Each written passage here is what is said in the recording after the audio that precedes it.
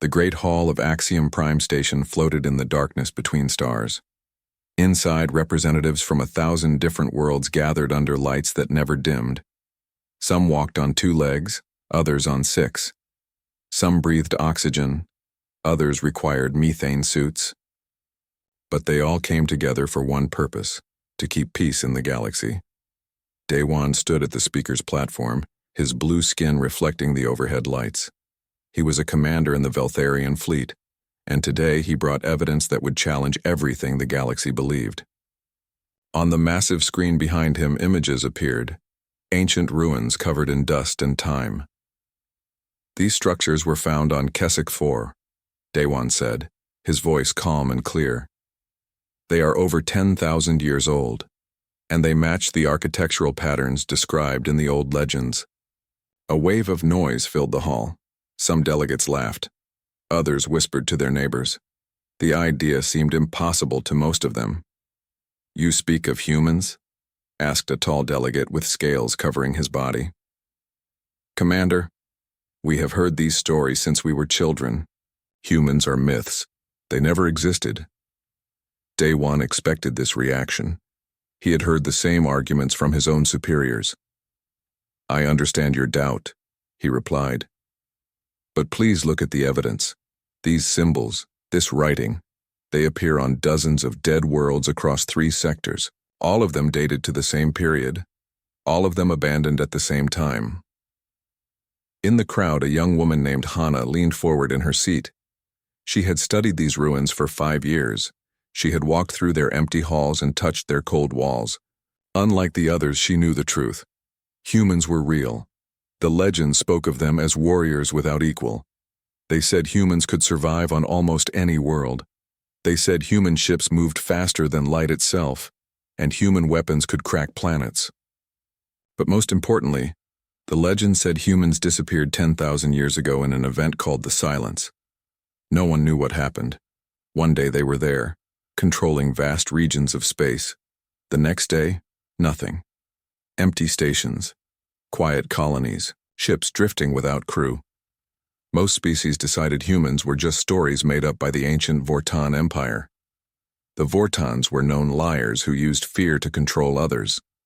Why not invent a race of super warriors to justify their military expansion? But Hana had found something the others had not. Deep in the ruins on Keswick 3, beneath layers of rock and metal, she discovered a beacon. It was still functioning after 10,000 years, powered by something her instruments could not identify. The beacon repeated a message in a language that took her 3 years to translate. "We will return." 3 simple words that changed everything she believed about the universe.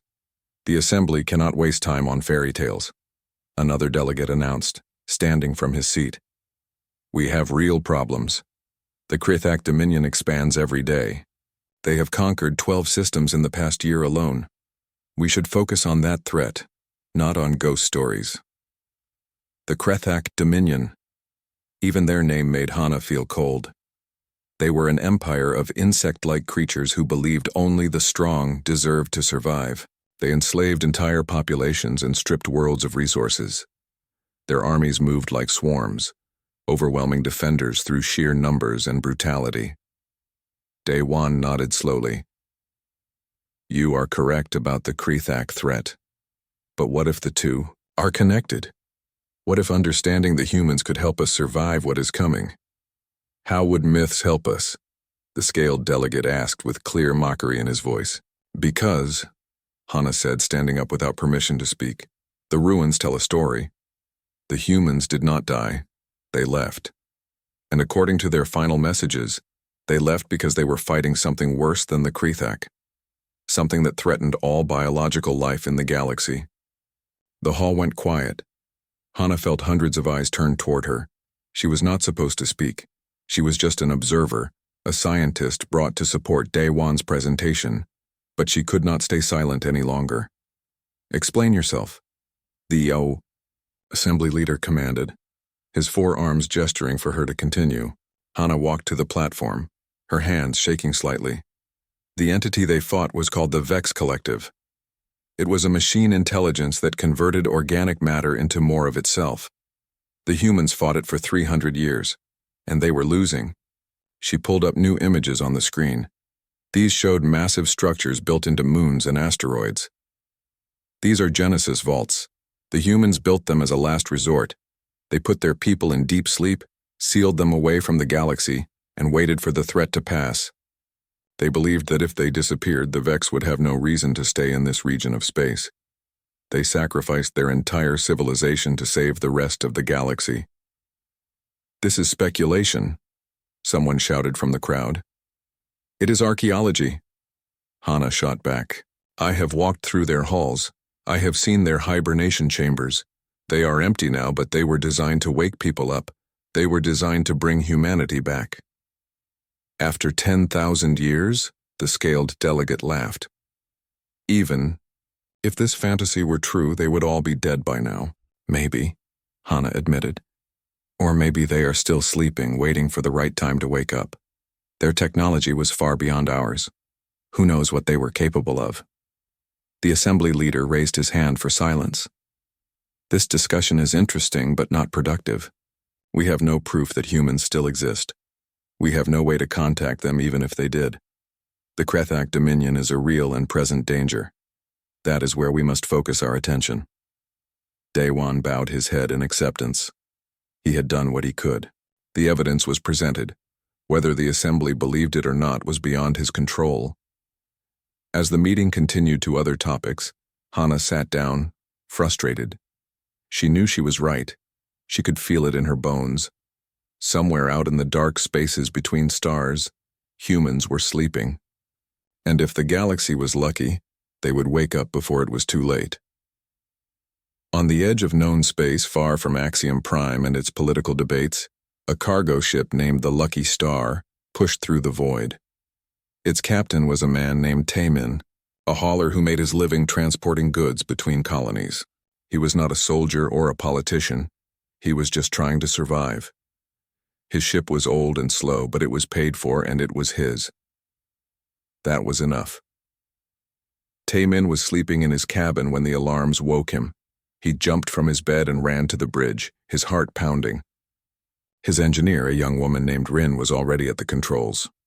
"What is it?" Taemin asked, sliding into the captain's chair. "I don't know," Rin replied, her fingers dancing across the instruments. "We picked up a signal. It's coming from the dead zone." The dead zone was a region of space that no one visited. A dozen systems clustered together, all of them lifeless. No planets with breathable air, no resources worth mining. Ships that entered sometimes disappeared, their distress calls cut short by equipment failure. Most captains avoided it entirely.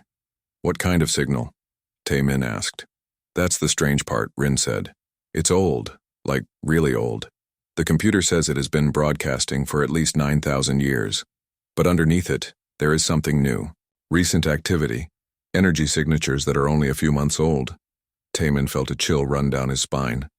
He thought about the stories his grandmother used to tell him. Stories about the humans who once ruled the stars. Stories about their mysterious disappearance. "Where exactly is it coming from?" he asked quietly. Rin checked her readings twice before answering.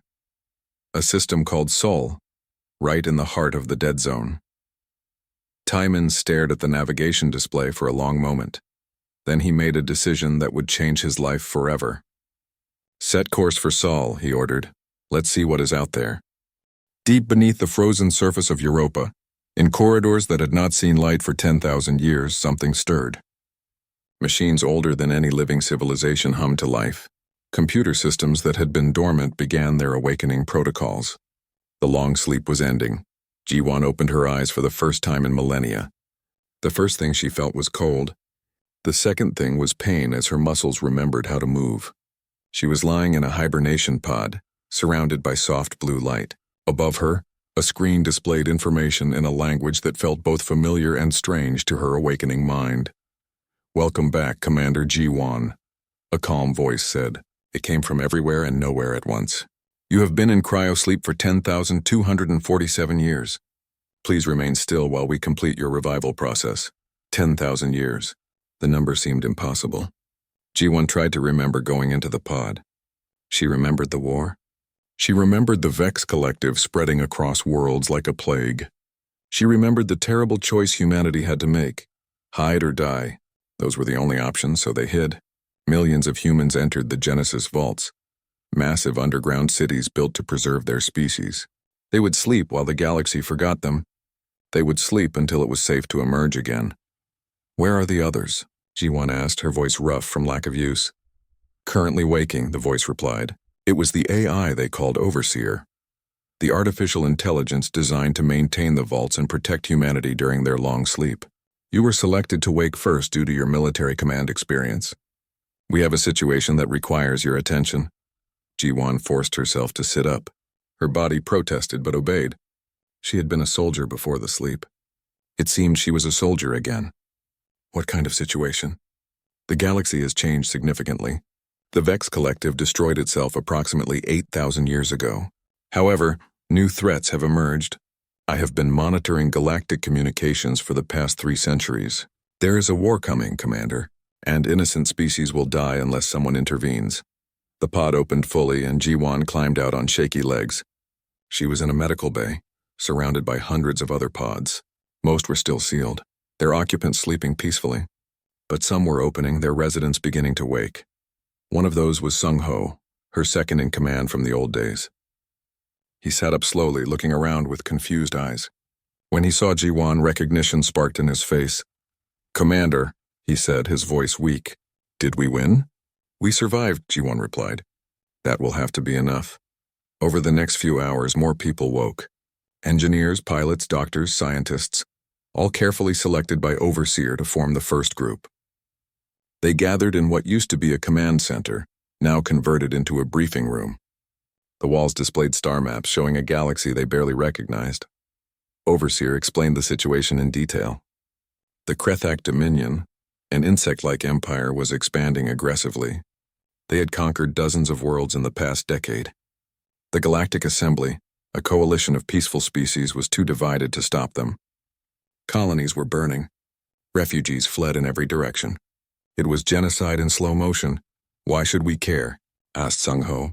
We barely survived our own extinction. Why risk humanity for aliens we have never met? It was a fair question. G1 had expected it. She looked at the faces around her, tired, confused, scared. They had sacrificed everything to survive. Asking them to fight again seemed cruel. But then Overseer showed them footage. Real-time transmissions from the frontier. Children running from burning buildings. Ships exploding in orbit. Entire populations enslaved or killed. The Krethak showed no mercy. G1 watched in silence. She thought about why humanity had built the Genesis vaults in the first place. It was not just to save themselves. It was to preserve what they believed in. The idea that life was precious, that civilization was worth protecting. That the strong had a duty to defend the weak. We did not survive extinction just to hide forever, G1 said quietly. Overseer, begin full awakening protocols. Wake everyone. Activate the foundries on Mars. We are going back to war.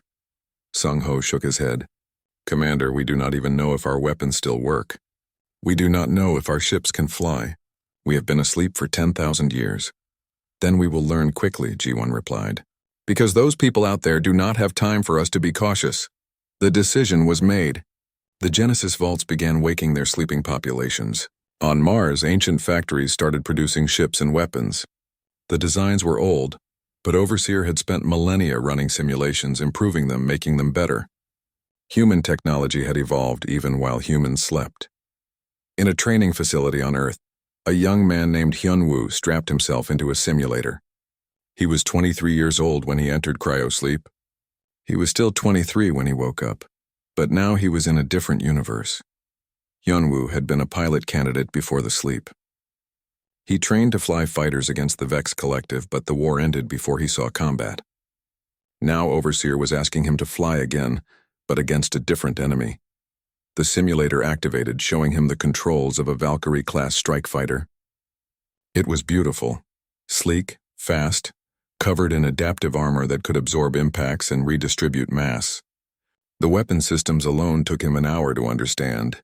Kinetic cannons that could punch through capital ship armor, missile pods that carried nuclear warheads, point defense lasers that could shoot down incoming fire.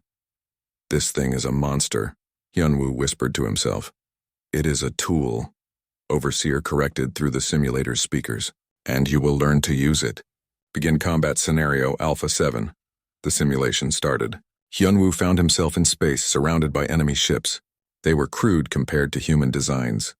Bulky, slow, relying on heavy armor instead of maneuverability. But there were dozens of them and he was alone. He lasted 4 minutes before they destroyed him.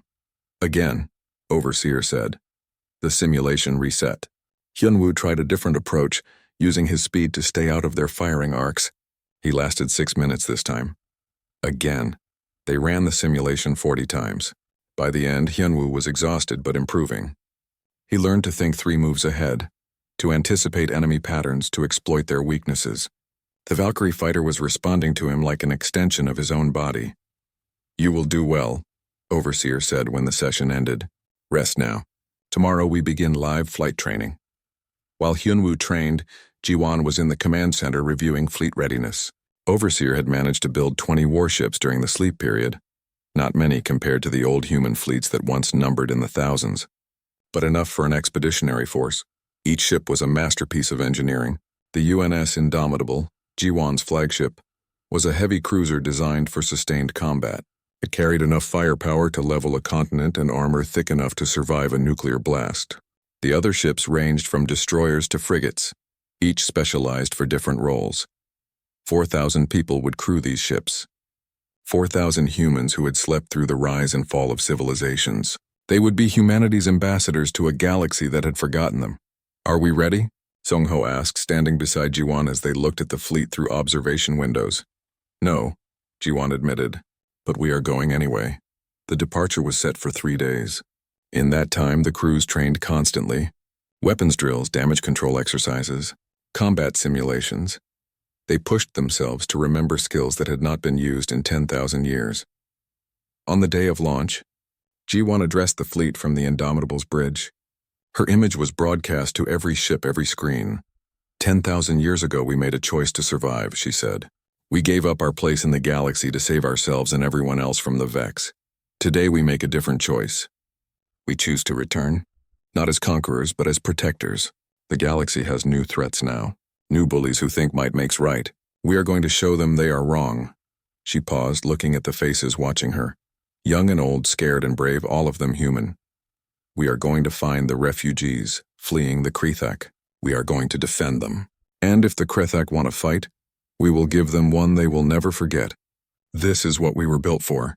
This is who we are. Now let us show the galaxy what it means to be human. The fleet launched from Sol system, 20 ships moving as one. They accelerated to faster than light speeds using drives that bent space itself. Behind them, Earth and Mars and Europa continued waking their sleeping populations. Ahead of them, the galaxy waited, unaware that the legends were real, that the humans were coming back, and that everything was about to change. In his fighter bay aboard the Indomitable, Hyunwoo performed final checks on his Valkyrie. His hands moved automatically, muscle memory taking over.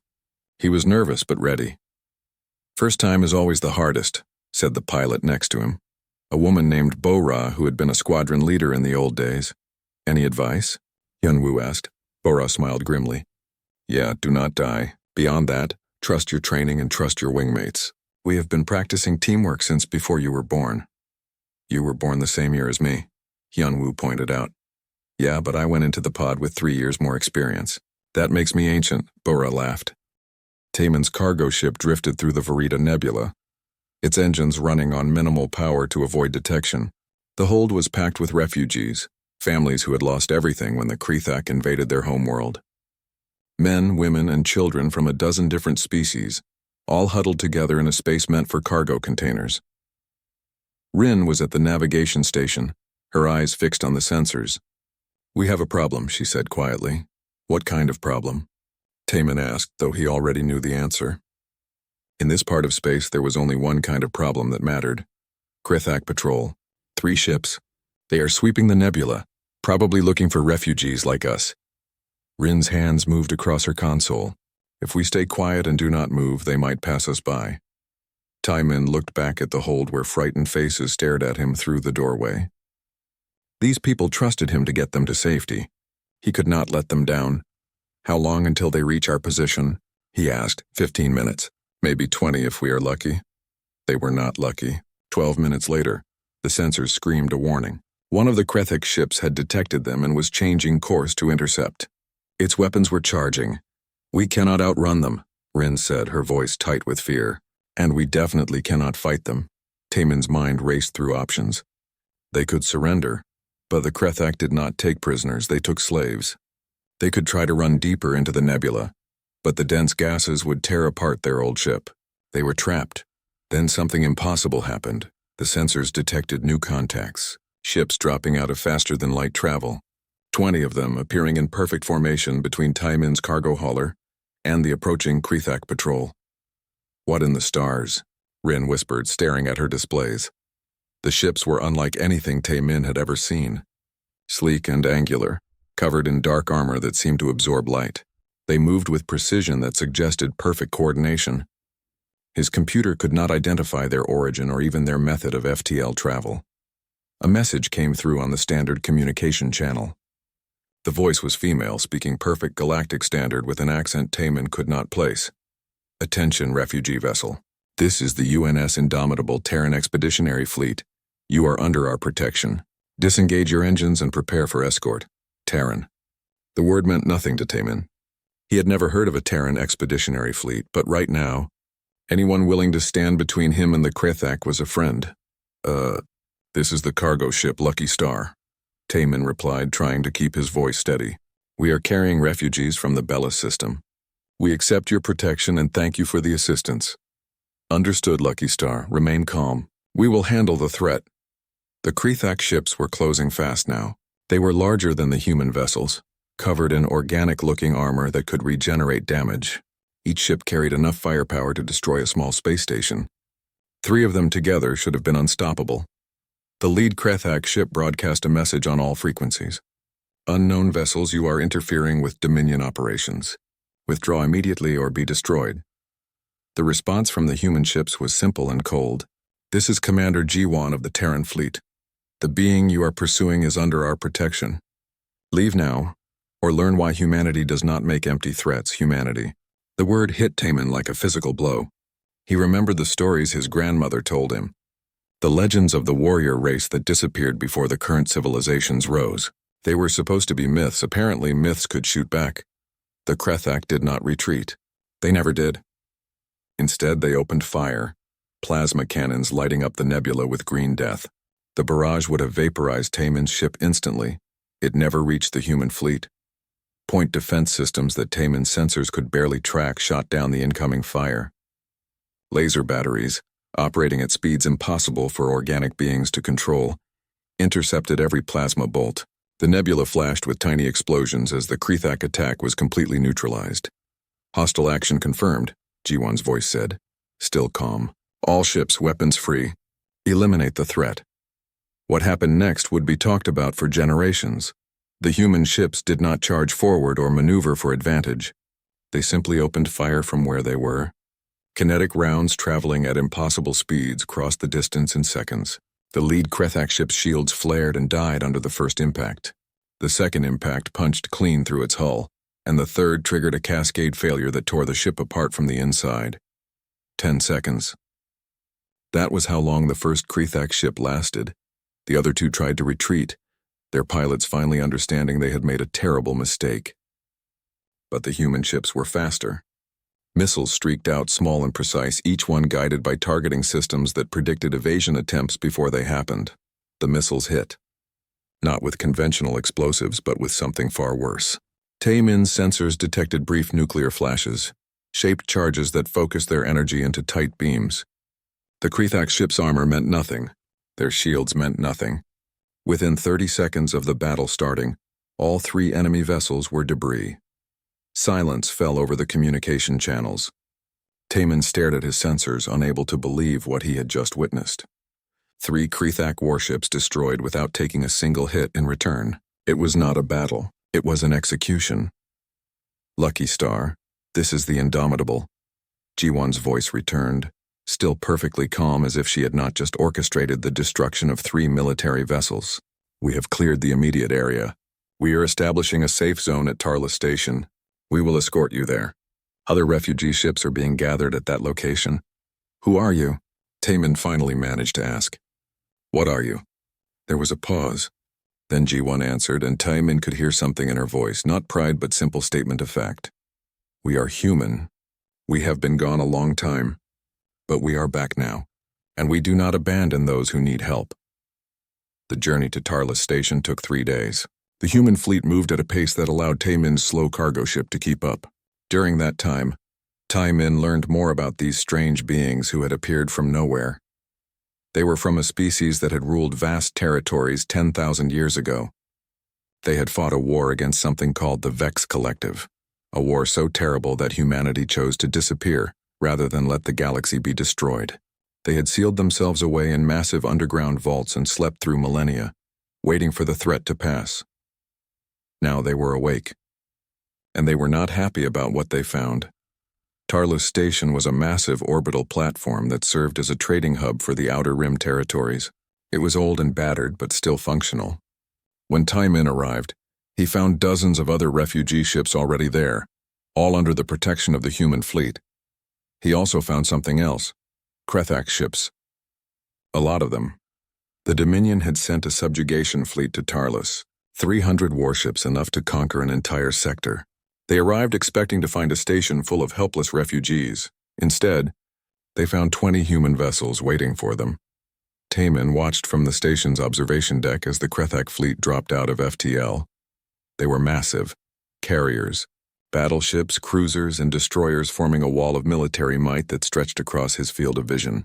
He felt his stomach drop. There was no way 20 ships could stand against that.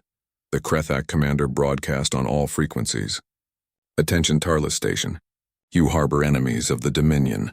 Surrender all refugees immediately, or we will destroy the station and everyone on it. G1's response was broadcast simultaneously to the Krethak fleet and to every refugee ship and station occupant.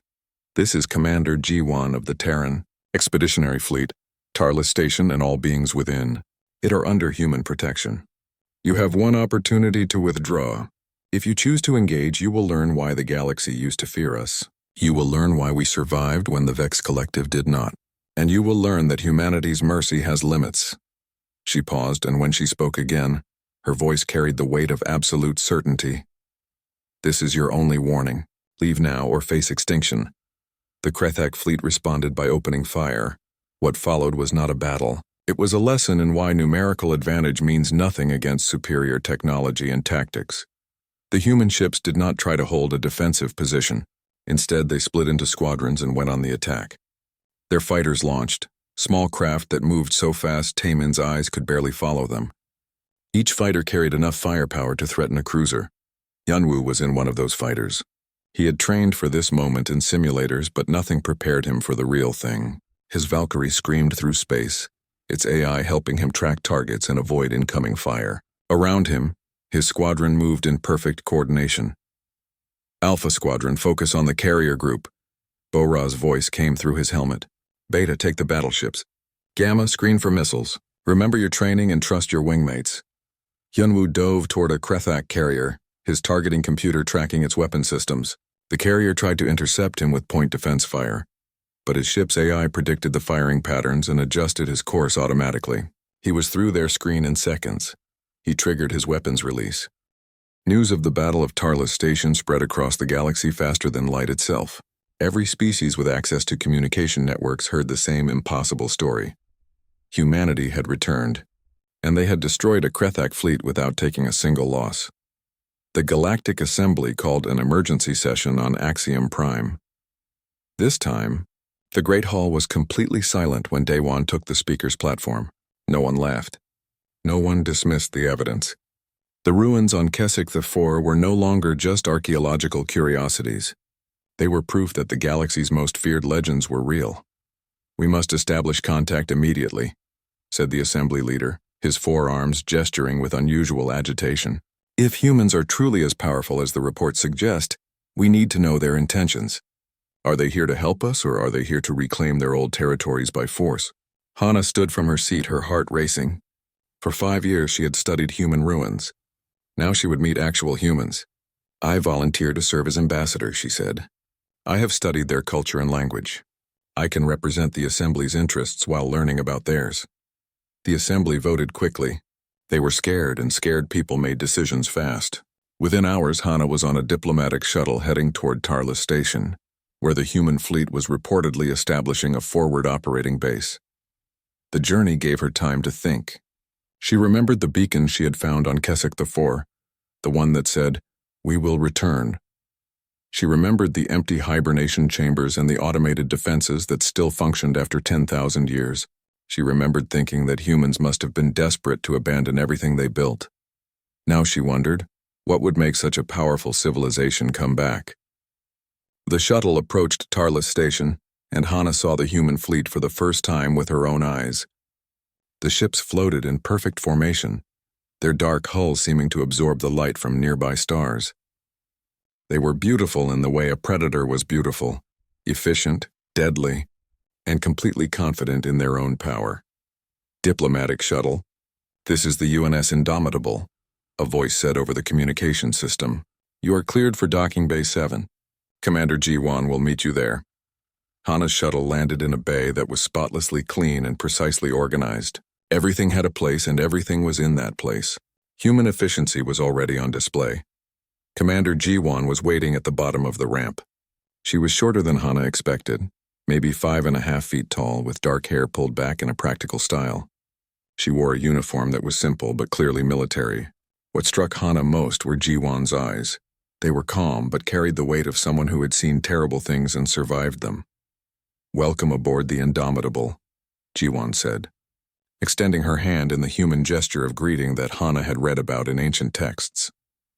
"I understand you have been studying our ruins for some time." Hana shook the offered hand, feeling the calluses that came from physical work and combat training. 5 years, she confirmed. "Though I admit ruins are very different from meeting living humans." G1 smiled slightly. "I imagine we are different from what you expected." "You are exactly what I expected," Hana replied honestly. "The ruins told me you were warriors, builders, and survivors." "That seems accurate." They walked through the ship's corridors as they talked. Crew members passed them, each one moving with purpose and discipline. Hana noticed they were diverse, different skin colors, different facial features, but all clearly human. She had read that humanity came in many variations, all from the same ancestral species. They reached a conference room where Sung Ho and several other senior officers waited. Ji-won gestured for Hana to sit at a table that was clearly designed for beings much smaller than most galactic species. "We appreciate the Assembly sending an ambassador so quickly," Ji-won began. "We understand our return must be concerning to many species. We want to make our intentions clear from the start." "That would be very helpful," Hana said, activating a recording device with Ji-won's permission. "The Assembly has many questions. The first and most important is, why did you return now after 10,000 years? Ji-won did not hesitate. "Because we learned about the Krethak Dominion and what they are doing to innocent populations. We saw the refugees fleeing in terror. We saw colonies burning, and we decided we could not stay hidden while others suffered." "But you chose to hide in the first place," Wei Sung-ho pointed out. "You abandoned the galaxy to fight your own war. Why should anyone believe you care about them now?" It was a harsh question, but Hana appreciated the honesty. She wanted to understand these beings, and that meant seeing their disagreements as well as their agreements. "You are right," Ji-won acknowledged. "We made a choice 10,000 years ago to disappear. We did it to save the galaxy from the Vex Collective, but it was still abandonment. We cannot change that. What we can do is choose differently now. We can choose to stand with those who cannot stand alone. We can choose to use our strength to protect rather than conquer." "Pretty words," Sung-ho said. "But the Krethak could say the same things. They claim they bring order to chaos." "The difference is action," Ji-won replied calmly. "The Krethak enslave and destroy. We defend and protect. Judge us by what we do, not what we say." Hana leaned forward. "What exactly are you offering the Assembly?" Ji-won pulled up a holographic display showing star maps and military projections. "We are establishing defensive zones around refugee gathering points. We will protect any species fleeing the Krethak advance. We will engage Krethak forces that threaten civilian populations. In exchange, we ask for 3 things." She held up one finger. "First, recognition. We want to rejoin galactic civilization as a legitimate member state with full rights and responsibilities. A second finger. Second, resources. Our population is waking up, but we need supplies, raw materials, and access to trade networks to rebuild our civilization. A third finger. Third, cooperation. We have technology and military strength. Other species have knowledge and culture we lost during our sleep. We want to be partners, not conquerors. Hana considered this carefully. Those terms seem reasonable. But I must ask, what happens after the Krethak are defeated? Will you remain as protectors? Or will you use your military power to enforce your will on others? It was the question that every species in the assembly was thinking. Power corrupted. History proved that again and again. What would prevent humanity from becoming the next threat? Jiwan was quiet for a moment. That is a fair concern. I cannot promise humanity will never make mistakes. We are flawed beings just like everyone else. But I can promise this. We remember what it was like to face extinction. We remember the terror and the desperation. We will not inflict that on others. Forgive me if I find that hard to believe, Hana said gently.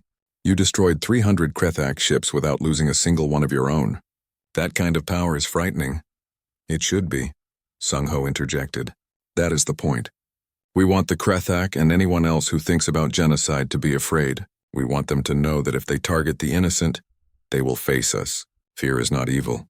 It is a tool that prevents worse violence. Hana understood the logic, but it still worried her. Throughout the galaxy's history, species that possessed overwhelming military power eventually used it for their own gain. Why would humans be different? As if reading her thoughts, Jiwan said, I know you are worried we will become tyrants. Here is what I can tell you. We built safeguards into our own society specifically to prevent that. Our military answers to civilian leadership. Our AI systems have hard limits on what they can do. Our culture values dissent and debate, not blind obedience. Will that be enough? I do not know. But we are trying. The meeting lasted for hours. They discussed logistics, military capabilities, diplomatic protocols, and hundreds of other details. By the end, Hana had a clearer picture of what humanity wanted and what they feared. They feared being alone again. They feared that their sacrifice had been for nothing. They feared that the galaxy would reject them out of suspicion or jealousy. But they also hoped.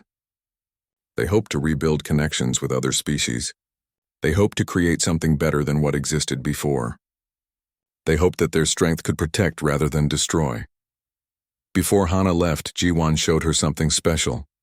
They went to an observation deck where Hana could see Earth in the distance, a blue and white marble slowly spinning in space. That is our homeworld, Jiwan said quietly. It has been empty for 10,000 years except for automated systems. Now people are waking up there again. Children are seeing the sky for the first time. Families are reuniting after millennia apart. We are getting a second chance at life. And you are willing to risk that second chance for aliens you have never met? Hana asked. Yes, Jiwan replied without hesitation. Because second chances are meaningless if we only use them for ourselves. Hana returned to Axiom Prime with mixed feelings. She delivered her report to the assembly, describing everything she had learned. The debate that followed was intense and often angry. Some delegates wanted to form an immediate alliance with humanity. Others wanted to contain them or even oppose them. The assembly was divided, unable to reach consensus. What no one knew was that other forces were moving in the shadows. The Telvac Concordant. The warning came at dawn on Earth, though dawn meant little to people who had spent 10,000 years in darkness. Overseer detected the fleet while it was still 3 days away. 5,000 Krethak warships, the largest military force ever assembled in recorded history. Their target was clear. They were coming to destroy humanity before it could fully awaken. Jiwan stood in the command center of the Indomitable, watching the tactical display with cold calculation. The numbers were brutal. Humanity had 20 warships and maybe another 30 that could be rushed into service from the Mars foundries. Against 5,000, those odds were not just bad, they were impossible. Sung-ho stood beside her, his face grim. We cannot win this. We should evacuate as many people as possible and return to the vaults, hide again and wait for another opportunity. No, Jiwan said quietly. We are done hiding. Commander, I respect your courage, but courage does not stop plasma cannons. We will be wiped out. Jiwan turned to face him. Maybe, but if we run now, we will always be running. Every species in the galaxy will know that humanity can be scared away with enough ships. We will never be safe. We will never be trusted. We will be nothing but ghosts that occasionally appear and then vanish when things get hard. She looked around the command center at the faces of her crew. They were scared. That was natural. But they were not broken. They had survived the Vex Collective. They had survived 10,000 years of sleep. They would survive this too, or die trying. Overseer, G1 commanded, activate all Genesis vaults. Emergency protocols. I want every person capable of fighting ready within 72 hours. Strip the foundries. Every ship, every weapon, every defense system. If it can shoot, float, or fight, I want it ready. Acknowledged, the AI responded. However, I must inform you that even with accelerated awakening, we can field a maximum of 50 vessels crewed primarily by civilians with minimal training. The tactical projections suggest a 98% probability of total defeat. What is the probability if we run? G1 asked. Long-term survival drops to 43%. The Krethak will hunt you. Other species will not trust you. Humanity will exist, but only as fugitives. Then we fight, G1 said simply. Send a message to all awakened humans. Tell them what is coming. Tell them we need volunteers. And tell them that this is what we were made for, standing between the darkness and those who cannot defend themselves. The response was overwhelming. People who had just woken up after 10,000 years immediately volunteered to crew ships they barely understood. Engineers worked around the clock to make vessels combat-ready. Scientists pulled weapons from archives and built new ones based on designs that had only existed in theory. On Earth, in the training centers, Hyunwoo gathered his squadron. Most of them had only flown a handful of real missions. Now they would face an armada. I will not lie to you, he told them, his voice steady despite the fear in his gut. We are outnumbered by 100 to 1. Most of us probably will not survive this battle, but if we do our job right, Earth will. Our families will. The species we swore to protect will. That is what matters. Bora, his squadron leader, added her own thoughts. The Krethak think numbers will win this fight. They are wrong. We have something they do not. We have nothing left to lose. We already died once, 10,000 years ago. Everything since then has been borrowed time. So let us make that time count. Across the Sol system, similar scenes played out. Taman, the cargo hauler who had been rescued at Verida Nebula, volunteered to fly a retrofitted transport, armed with whatever weapons the engineers could bolt onto it. He was not a soldier, but he had seen what humans could do. He wanted to fight beside them. Hana, the Veltharian xenoarchaeologist, received word of the coming battle on Axiom Prime. She immediately requested permission to travel to Sol to stand with humanity. The Assembly denied her request. They claimed it was too dangerous. In reality, they did not want one of their people dying alongside humans if the battle went badly. So Hana stole a ship and went anyway. She arrived at Earth 2 days before the Krethak fleet, flying straight to the Indomitable and demanding to speak with G1. You should not be here, G1 told her when they met in the command center. Neither should you, Hana replied. You should be anywhere but here, facing impossible odds for people you barely know. But you are here anyway. So am I. G1 studied the alien woman for a long moment, then nodded. Welcome to humanity's last stand. Try not to die. We need witnesses to tell the galaxy what happened here. The day of the battle arrived with clear skies over Earth, as if the planet itself wanted to watch what would unfold. The human fleet formed a defensive sphere around Earth and Mars, with the partially completed Genesis vaults on Europa behind them. 50 ships total, a mixture of military vessels and armed civilian craft. Against them came 5,000 Krethak warships, supported by Telvac intelligence and technology. The Telvac had provided shield enhancement systems and faster weapons tracking. They wanted to make absolutely certain humanity would be destroyed. The Krethak commander broadcast a message, his insectoid voice translated by communication systems. Humans, you have interfered with the Dominion's rightful expansion. You have destroyed our fleets and challenged our authority. For these crimes, your species will be eliminated. Surrender now and your deaths will be swift. G1's response was broadcast not just to the Krethak, but to every inhabited system within 100 light years. She wanted the galaxy to hear this. This is Commander G1 of humanity. 10,000 years ago, we faced extinction from the Vex Collective. We chose to survive by hiding, by sleeping, by waiting for the danger to pass. We thought that would be enough. We were wrong. She paused, her voice growing stronger. Survival is not enough.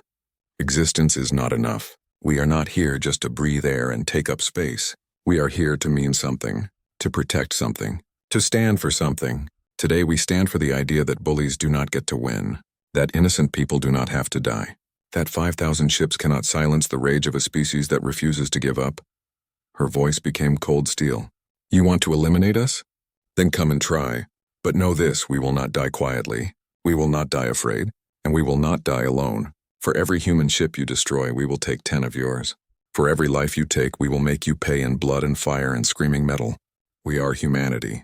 We survived the Vex. We survived the silence. And we will survive you. The Krethak fleet attacked. What followed was the most savage space battle in recorded history. The Krethak came in waves, their ships forming kill zones with overlapping fire. They expected the humans to break, to retreat, to show some survival instinct. They were disappointed. Human ships dove into the thickest fighting, their weapon systems firing with inhuman precision, because they were inhuman. AI targeting systems, unburdened by fear or hesitation, found weaknesses and exploited them with machine efficiency. Every shot counted. Every missile hit. Every maneuver was calculated for maximum damage. Yunwu's fighter squadron engaged the Krethak carriers, darting through defensive fire that should have been impossible to survive. His AI co-pilot made 1,000 micro-corrections every second, keeping him alive through probability and mathematics. He fired his missiles not where the enemy ships were, but where they would be, accounting for thrust vectors and reaction times. A Krethak battleship exploded to his left, its reactor breaching in a miniature sun. Another broke apart above him, its hull crushed by kinetic impacts traveling at relativistic speeds. The space around Earth became a graveyard of metal and fire, but humans were dying too. A destroyer took a direct hit from a plasma lance and vaporized. A frigate's shields failed and it was torn apart by concentrated fire. Taemon's retrofitted cargo hauler lost its engines and began to drift, its crew abandoning ship in escape pods. On the Indomitable's bridge, Jiwan coordinated the defense with absolute focus. She moved ships like pieces on a chessboard, using Earth's gravity well for slingshot maneuvers, hiding behind Mars for momentary cover, using the asteroid belt as terrain. Concentrate fire on the command ship, she ordered. Take out their coordination and the fleet becomes a mob. The human fleet focused their weapons on a single target, the massive Krethak flagship that controlled the entire armada. Nuclear-tipped missiles, kinetic kill vehicles, and laser batteries all converged on one point. The flagship's shields held for 10 seconds, then 15, then 20, then they failed. The flagship broke apart, its command crew dying before they could issue evacuation orders. The Krethak fleet faltered, individual captains unsure what to do without central direction. That moment of confusion was all humanity needed. The human ships pressed the advantage, targeting the next highest-ranking vessels, destroying the chain of command one ship at a time, but there were too many. For every Krethak ship destroyed, 2 more took its place. Human vessels began to fall faster. 20 ships became 15. 15 became 10. The defense was crumbling. Sung Ho was on a cruiser called the Relentless when it took critical damage. His last transmission to Jiwan was simple. Remember what we are fighting for. Make it count. The Relentless, its engines failing and its weapons depleted, executed one final maneuver.